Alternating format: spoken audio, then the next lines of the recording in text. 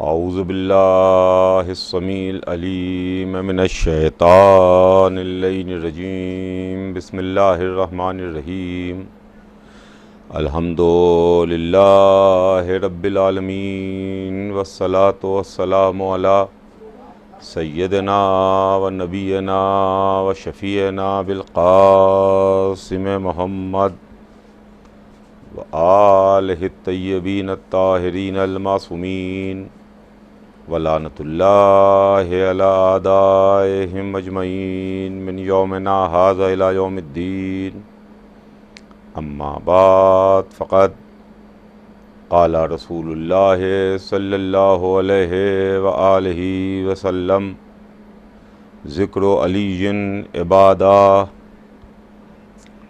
ارشاد سرور کائنات ہے کہ علی کا ذکر عبادت ہے۔ عزیزان گرامی،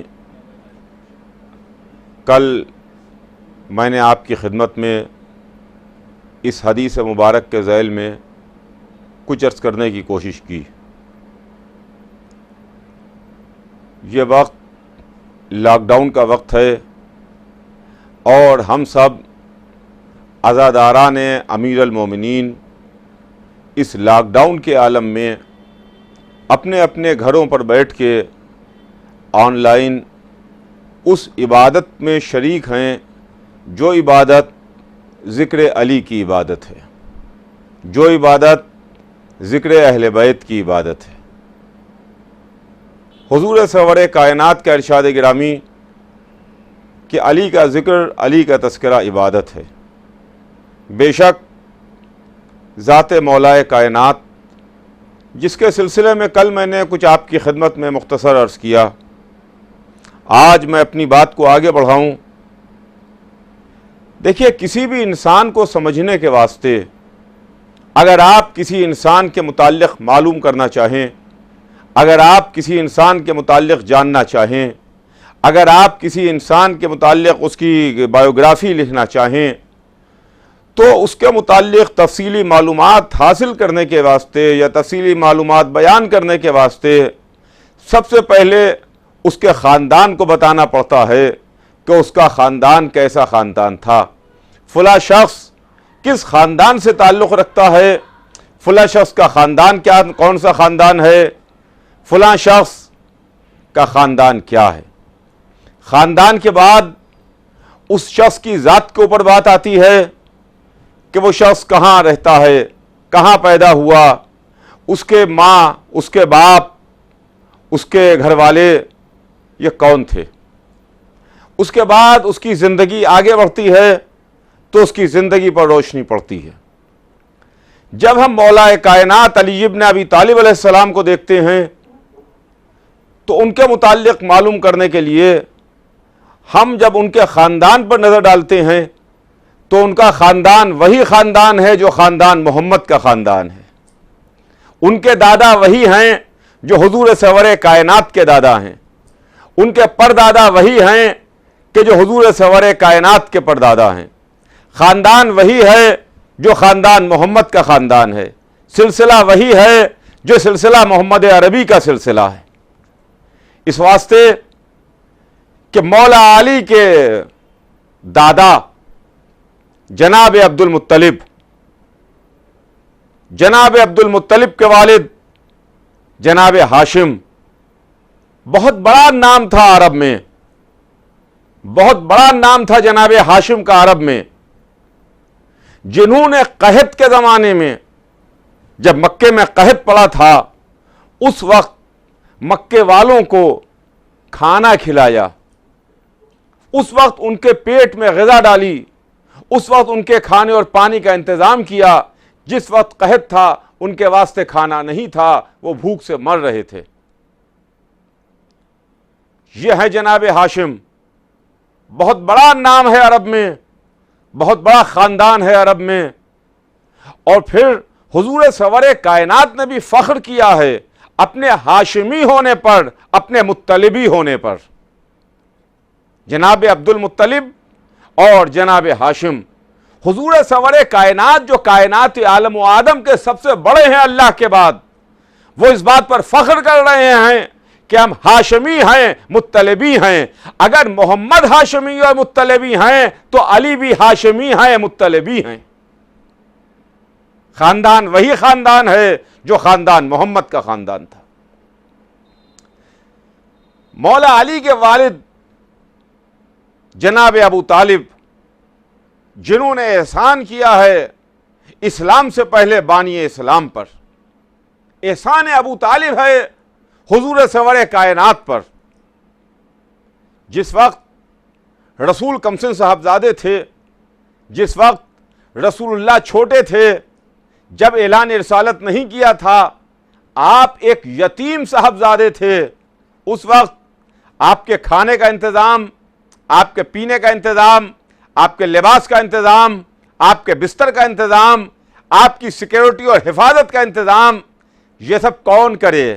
یہ سارے کا سارا ذمہ ابو طالب کے حوالے تھا کہ میرے بھتیجے نے کھانا کھایا کہ نہیں کھایا، پانی پیا کہ نہیں پیا، سونے کے واسطے بستر کا انتظام ہے کہ نہیں ہے، معقول لباس کا انتظام ہے کہ نہیں ہے.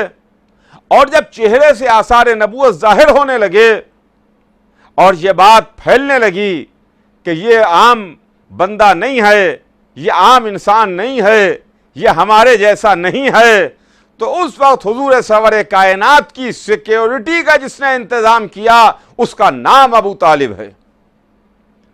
یہ ہیں حضور سرور کائنات کے چچا اور علی ابن ابی طالب علیہ السلام کے پدر بزرگوار. اور پھر یہی جناب ابو طالب وہ ہیں جنہوں نے حضور سرور کائنات کی نصرت و مدد کی ہے، جن کا احسان ہے اسلام سے پہلے بانی اسلام پر.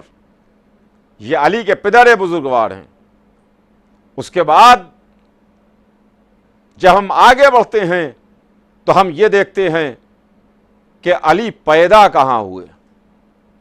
دنیا میں جن لوگوں کی تاریخ لکھی جاتی ہے، جتنے بھی بڑے بڑے لوگ گزرے، ان کے واسطے یہ ہے کہ صاحب فلاں شہر میں پیدا ہوئے، فلاں قبیلے میں ان کی ولادت ہوئی، فلاں ملک میں پیدا ہوئے، فلاں علاقے میں پیدا ہوئے، لیکن اس کا گھر کا نام نہیں لکھا جاتا، کس گھر کے اندر پیدا ہوئے.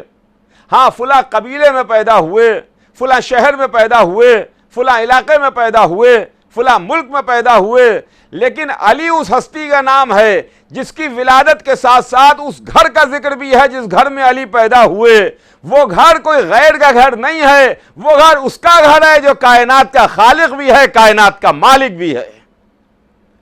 کعبے میں علی پیدا ہوئے.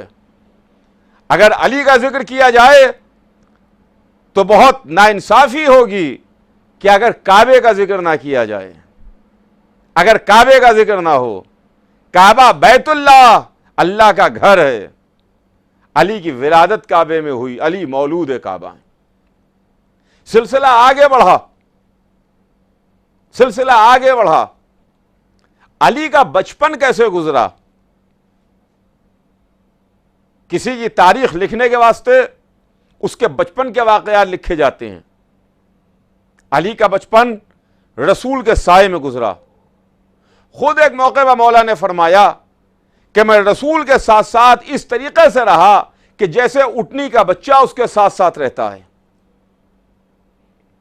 رسول کے ساتھ ساتھ علی سائے کی طریقے سے رہے، بچپن سے رسول کے ساتھ ساتھ رہے.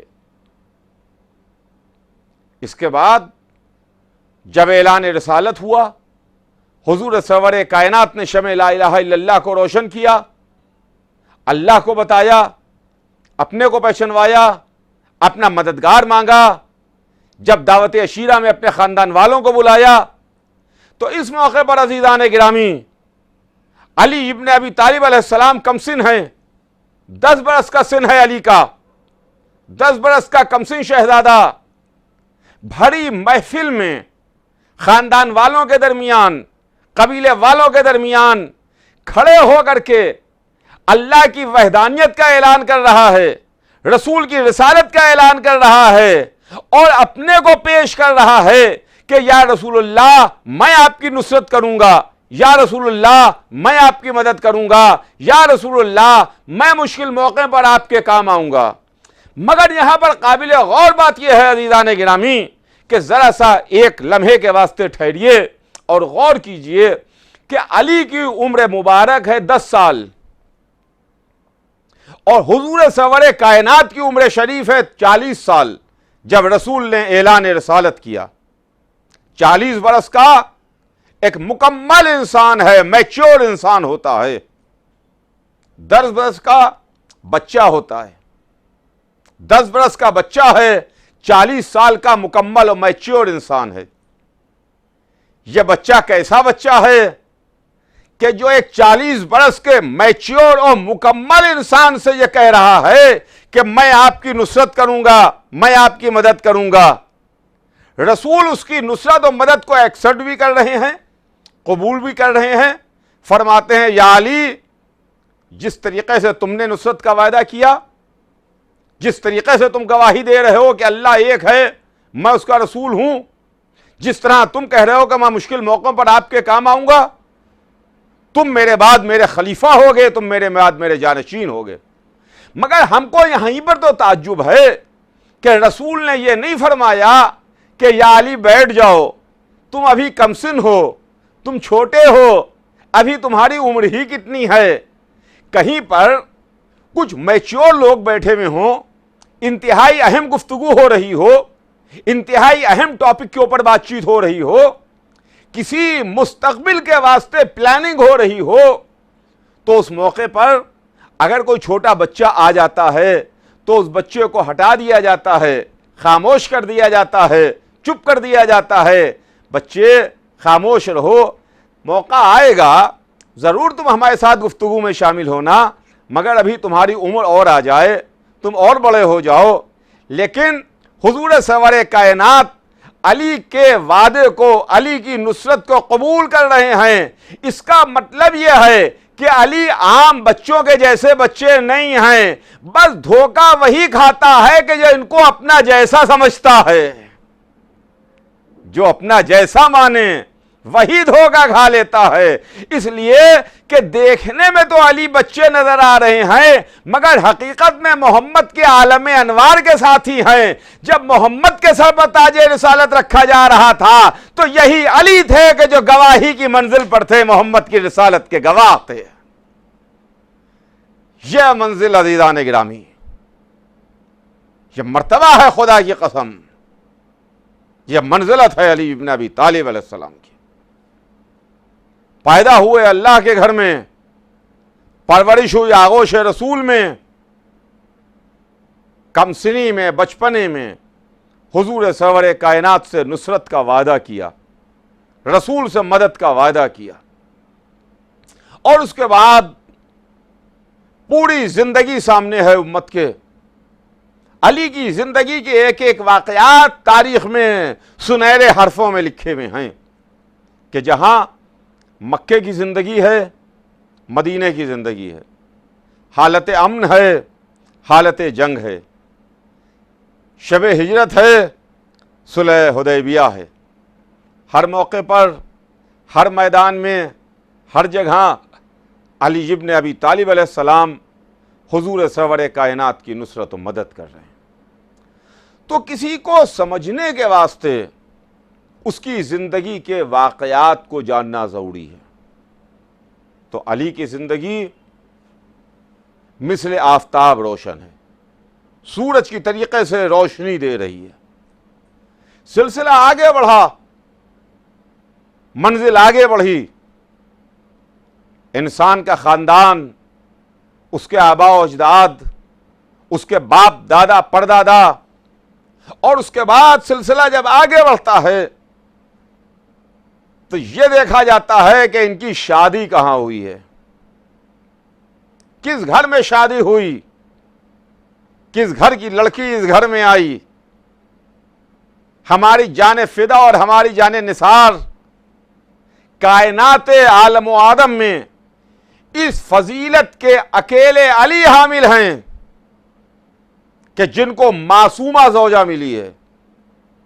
فاطمہ زہرا معصومہ بیوی ہیں، کائنات عالم و آدم میں صرف دو بیویاں معصومہ ہیں، ایک جناب مریم معصومہ ہیں، ایک جناب فاطمہ زہرا معصومہ ہیں۔ ایک مریم معصومہ، ایک فاطمہ معصومہ۔ اللہ نے بغیر شوہر کے مریم کو اولاد دی، جناب مریم کی شادی نہیں ہوئی، لیکن کیا کہنا علی کا کہ اللہ نے علی کو معصومہ زوجہ دی۔ فاطمہ زہرا، ان کا عقد علی ابن ابی طالب علیہ السلام کے ساتھ ہوا۔ ہے کوئی کائنات عالم و آدم میں ایسی جوڑی کہ جہاں شوہر معصوم ہو اور زوجہ معصومہ ہو؟ کائنات عالم و آدم میں صرف اکیلی ایک ہی جوڑی ایسی ہے کہ ادھر بھی عصمت ہے، ادھر بھی عصمت ہے، یہ بھی اللہ کے منتخب کیے ہوئے، وہ بھی اللہ کی منتخب کی ہوئی۔ علی کے سر پر بھی تاج، فاطمہ زہرا کے سر پر بھی تاج، علی کے سر پر بھی تاج عصمت، فاطمہ زہرا کے سر پر بھی تاج عصمت۔ دونوں منتخب کردہ پروردگار ہیں۔ علی جن کی شادی فاطمہ زہرا سے ہوئی، اور اس کے بعد جب بات اولادوں کی آ جائے، جب بچوں کی بات آ جائے، تو اولادوں کی منزل میں، بچوں کی منزل میں دیکھا جاتا ہے کہ ٹھیک ہے، آپ کا نام تو بہت ہے، آپ نے بہت نام کیا، باپ نے بہت کارنامے انجام دیے، باپ کی زندگی سنہرے حرفوں سے لکھے جانے کے قابل ہے، مگر اس کے بعد اس کی نسل، اس میں کون آیا، کیسے بچے آئے، ان کے واقعات کیا ہیں، ان کے حالات کیا ہیں، ان کا کریکٹر کیا ہے، ان کی سیرت کیا ہے۔ سلام ہو اس علی پر، سلام ہو اس علی پر جس کے ماضی کو ہم نے دیکھا تو اس کا ماضی بھی جگمگا رہا ہے، روشنی دے رہا ہے، اس کے حال کو دیکھا تو حال بھی چمک رہا ہے، اور اس کے مستقبل کو دیکھا تو اس کا مستقبل بھی تابناک ہے، جگمگا رہا ہے۔ اگر علی کے بزرگوں کو دیکھا تو علی کے بزرگوں کی خدمات راہ اسلام میں ہم کو نظر آتی ہیں، اور اگر علی کی اولادوں کو دیکھا تو علی کی اولادیں وہ ہیں کہ جو معصوم ہیں، جنہوں نے اسلام کو بچایا ہے، اور بحمدللہ علی کا ایک بیٹا آج بھی حجاب غیب میں دین کا محافظ موجود ہے۔ یہ ہے عزیزان گرامی علی، کہ جہاں اللہ نے علی کو دو معصوم بیٹے دیے، یوں تو نسل علی میں 11 معصوم بیٹے ہیں، دوسرے امام سے لے کے آخری امام تک، یعنی امام حسن علیہ السلام سے لے کر امام آخر تک، نسل علی میں علی کے 11 معصوم بیٹے، مگر علی کے 2 بیٹے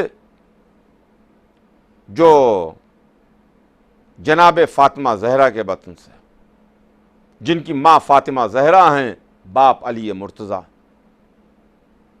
آپ پہچانتے ہیں کہ بیٹے کیسے بیٹے ہیں؟ وہ بیٹے کہ جن کا تاریخ عالم و آدم میں مثال ہی نہیں، ثانی ہی نہیں، جواب ہی نہیں۔ حسن حسین، مرتبہ کیا ہے ان کا، عظمت کیا ہے علی کے بیٹوں کی، دونوں معصوم، دونوں امام، دونوں جنت کے جوانوں کے سردار، دونوں راکب دوش رسول، دونوں محمد کے نواسے، دونوں کے واسطے جنت سے لباس آیا، دونوں کے واسطے روز عید حضور سرور کائنات شبیہ ناقہ بنے، دونوں کو محمد نے اپنی پشت پر بٹھایا، دونوں کو محمد نے اپنی زبان چسائی۔ یہ علی کے بیٹے ہیں، دونوں کے پاس عصمت۔ تو اگر ہم نے علی کے بیٹوں کو دیکھا تو علی کے بیٹوں کے پاس عصمت نظر آئی، علی کے بیٹوں کے پاس امامت نظر آئی۔ تو یہ سلسلہ ہے عزیزان گرامی ان علی کا جن پر ہماری جان فدا اور ہماری جان قربان۔ ہم ان علی کے متعلق آپ کی خدمت میں کیا عرض کریں، کیسے عرض کریں؟ اس لیے کہ ہمارے پاس زبان نہیں ہے، ہمارے پاس الفاظ نہیں ہیں، ہمارے پاس واقعات نہیں ہیں، ہمارے پاس جو کچھ بھی ہے وہ چند ٹوٹے پھوٹے جملے ہیں، جن جملوں سے ہم اس عظیم سرکار میں خراج عقیدت پیش کرتے ہیں کہ اگر وہ سرکار قبول کر لے تو ہمارے واسطے کافی ہے، ہماری بخشش کے واسطے، ہماری نجات کے واسطے، ہماری آخرت کے واسطے، ہمارے کل کے واسطے۔ لیکن کہاں ہم، کہاں مدح حیدر کرار، کہاں ہم، کہاں اس کی مدح۔ اس لیے کہ اس مدح خوانی میں اگر ہم یہ سوچیں اور ہمارے ذہن میں یہ خیال آئے کہ صاحب ہم تو علی کی مدح کرتے ہیں، ہم تو علی کے واقعات بیان کرتے ہیں، ہم تو علی کی شان میں قصیدے پڑھتے ہیں، ہم تو علی کے واسطے سلام پڑھتے ہیں، ہم تو علی علی کیا کرتے ہیں، تو کسی کے ذہن میں یہ نہ آئے کہ ہماری وجہ سے علی ہیں، ہماری وجہ سے علی کے فضائل ہیں، ہماری وجہ سے علی کا نام ہے۔ ارے ہم کون ہیں؟ ہم خاک کے ذرے کے برابر بھی تو نہیں ہیں، ہم علی کی وجہ سے ہیں، ہماری شناخت علی کی وجہ سے ہے، ہماری پہچان علی کی وجہ سے ہے۔ اس لیے کہ علی کے فضائل وہ ہیں کہ جو انبیاء نے بیان کیے، علی کے فضائل وہ ہیں، علی کا ذکر وہ ہے کہ جو آدم نے کیا، نوح نے کیا، ابراہیم نے کیا، موسیٰ نے کیا، عیسیٰ نے کیا، محمد عربی نے کیا، انبیاء نے کیا، اوصیاء نے کیا، خاصان خدا نے کیا۔ اور ذکر علی کی معراج یہ ہے کہ علی کا پروردگار بھی ذکر علی کر رہا ہے۔ تو اب اگر ہم تھوڑی دیر اس علی کا فضائل بیان کریں، اس علی کا ذکر کریں، تو اس میں حیرانی اور پریشانی کی کیا بات ہے۔ بس عزیزان گرامی، میں نے اپنی بات کو تمام کیا، کل انشاءاللہ اس سلسلے میں بات آگے بڑھے گی، آج یہیں پر بات تمام۔ اس لیے کہ 19ویں کا دن آج تمام ہو گیا، 20ویں رات آ گئی۔ کل میں نے آپ کی خدمت میں عرض کیا تھا کہ مسجد میں ایک نمازی کے سر پر تلوار کا وار ہوا۔ ہائے افسوس، وہ نمازی جو حالت نماز میں تھا، سجدے میں تھا، اس نمازی کے سر پر وار ہوا۔ ہاں ہاں ہاں ہاں، آج مسجدوں میں دہشت گردی ہوتی ہے، آج مسجدوں میں آتنکواد ہوتا ہے، آج مسجدوں میں بم پھٹتے ہیں، آج مسجدوں میں انسانی خون بہایا جاتا ہے، خون کی ندیاں بہتی ہیں مسجد کی نالیوں سے۔ لیکن آپ کو معلوم ہے کہ اس کا سلسلہ جا کے کہاں سے مل جاتا ہے؟ اس کا سلسلہ آج سے 1400 برس پہلے جا کے مسجد کوفہ سے مل جاتا ہے، جہاں آج سے 1400 برس پہلے ایک بے خطا انسان کو، ایک بے خطا مسلمان کو، ایک داماد رسول کو، رسول کے بھائی کو، رسول کے جانشین کو بے خطا حالت نماز میں سجدے میں قتل کیا گیا۔ اور جب علی نے سوال کیا تھا ابن ملجم سے کہ ابن ملجم بول، میری غلطی کیا ہے، میری خطا کیا ہے، تو نے میرے اوپر کیوں ظلم کیا؟ کیا میں نے دین محمد کو بدل دیا؟ کیا میں نے حرام کو حلال میں بدل دیا؟ حرام محمد کو حلال میں بدل دیا؟ شریعت کو تبدیل کر دیا؟ تو نے مجھے کیوں قتل کیا؟ کیوں میرے اوپر وار کیا؟ تو اس لعین کے پاس کوئی جواب نہیں تھا، فقط ایک جملہ کہا اس نے، کہا آقا یا علی، جسے جہنم اپنی طرف کھینچے اسے کوئی روک نہیں سکتا ہے، جسے جہنم اپنی طرف کھینچے اسے کوئی روک نہیں سکتا۔ ہاں عزاداران امیر المومنین، 19ویں کا دن گزر گیا، یہ ناہو بکا کی راتیں ہیں، یہ غم کی راتیں ہیں، یہ عزاداری کی راتیں ہیں۔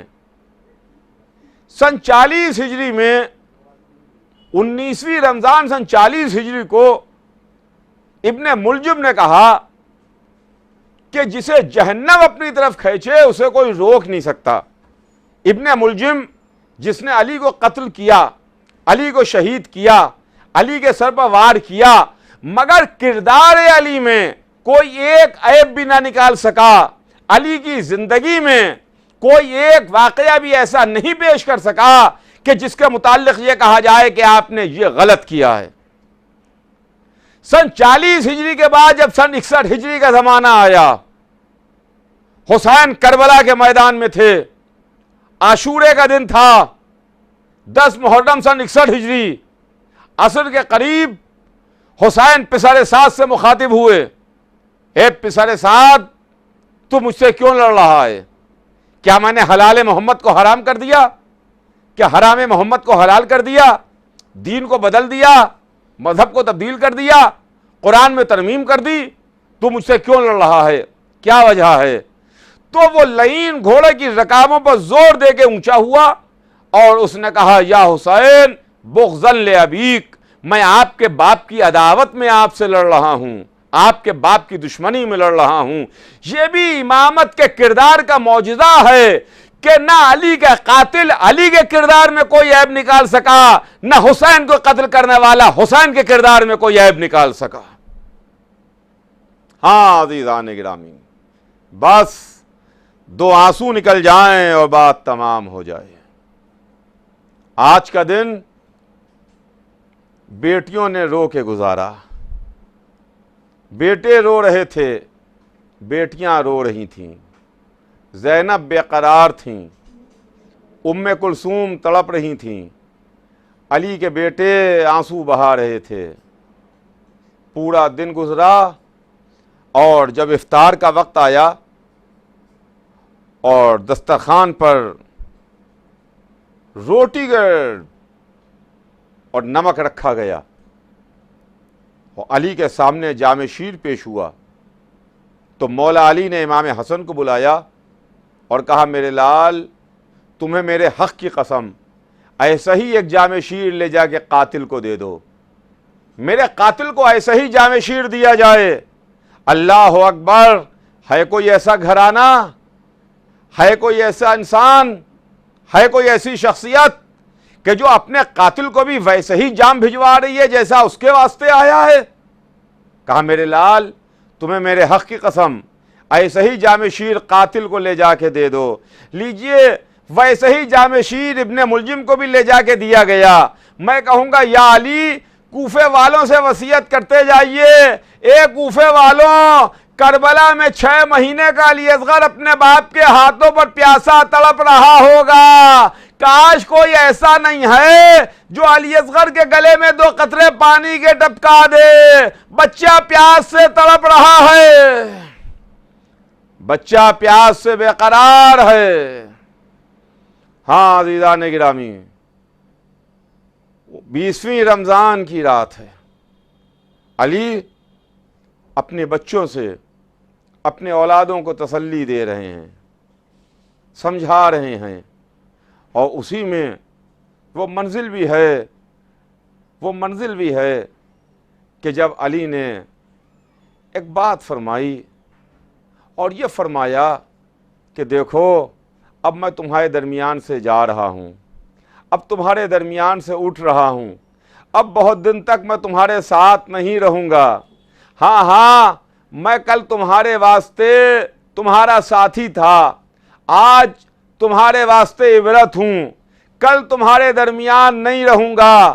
جب یہ آواز اور یہ باتیں علی کی بیٹیوں نے سنی ہوں گی، علی کے بیٹوں نے سنی ہوں گی، تو زینب کے دل پر کیا گزری ہوگی، ام کلثوم کے دل کی کیا کیفیت ہوئی ہوگی، حسن حسین نے کہہ کر سنا ہوگا، عباس نے کیسے سنا ہوگا۔ میں کہوں گا، زینب، اے بی بی، آج آپ اپنے باپ کی خبر شہادت سن کے برداشت نہیں کر پا رہی ہیں، کل کربلا میں اس وقت کیا عالم ہوگا جب آپ کے بھائی کا گلا کٹ رہا ہوگا، بہن تڑپ رہی تھی، اے پسر سعد مجھے قتل کر دے، میرے بھائی کو بچا لے، والیا و مظلومہ کی صدائیں بلند تھی۔